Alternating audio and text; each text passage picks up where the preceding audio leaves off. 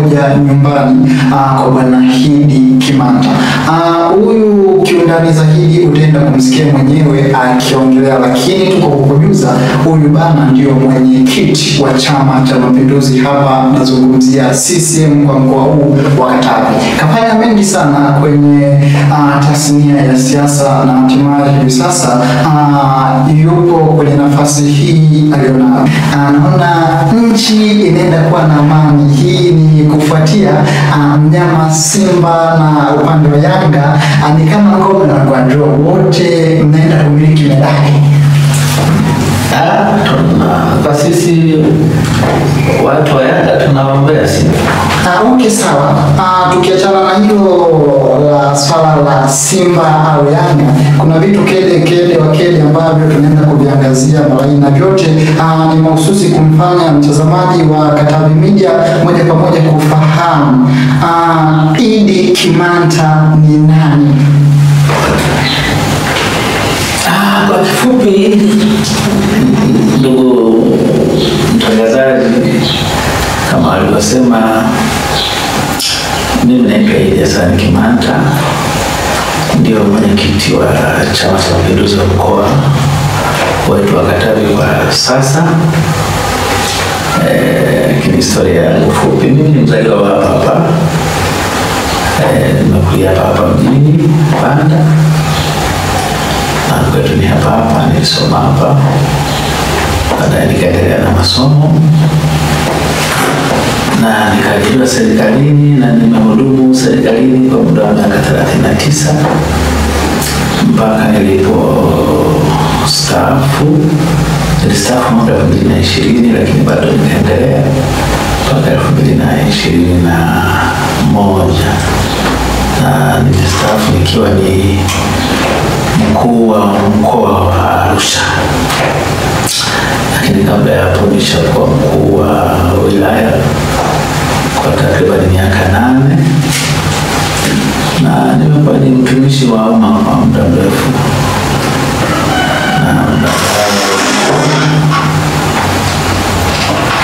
Mwaka 2022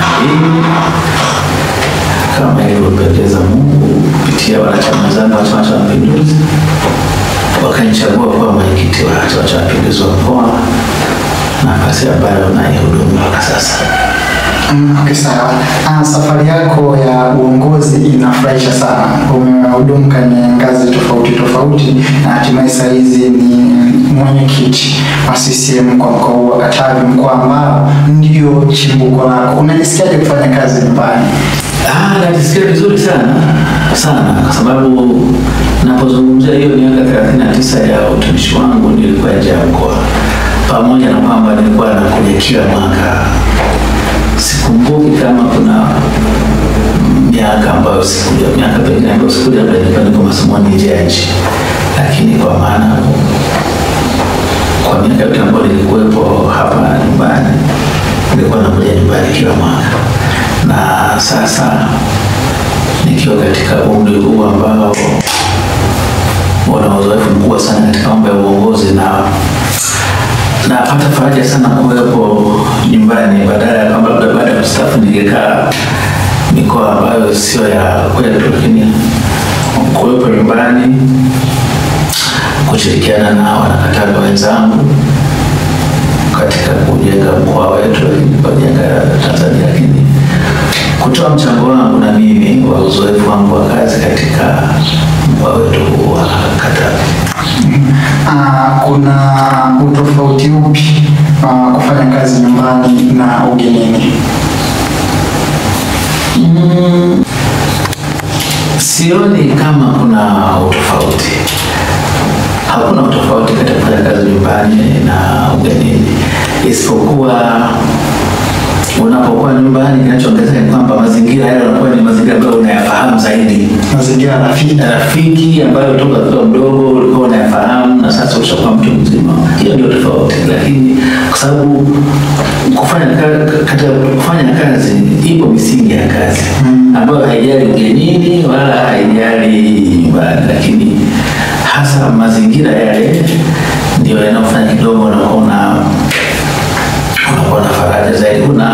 kitu cha kujifunza sana, sababu vitu vingi unaomba wewe unavifahamu toka katika mdogo. Okay, sawa.